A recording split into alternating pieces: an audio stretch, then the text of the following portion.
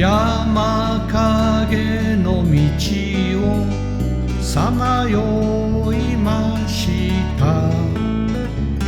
こんなに愛してるのになぜか悲しくて、鳥もあなたを呼んでいます。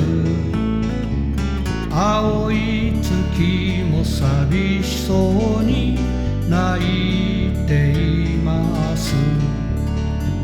夜空の星も木々の鳥たちも小さな私の胸もあなたを恋しています。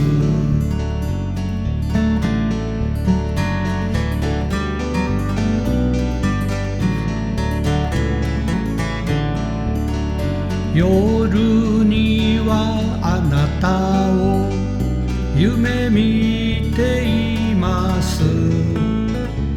昼にはあなたのことを思っています。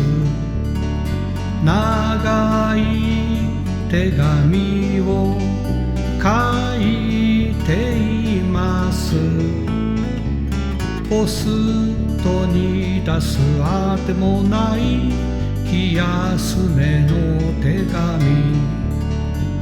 夜空の星も木々の鳥たちも小さな私の胸もあなたを恋しています。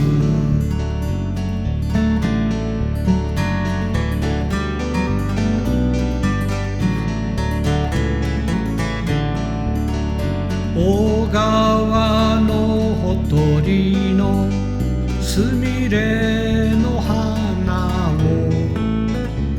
あなたに見せてあげたい。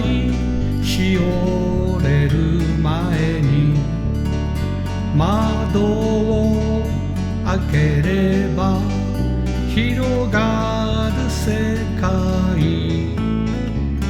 この目に見えるすべてがあなたを恋しています。夜空の星も木々の鳥たちも小さな私の胸もあなたを恋しています。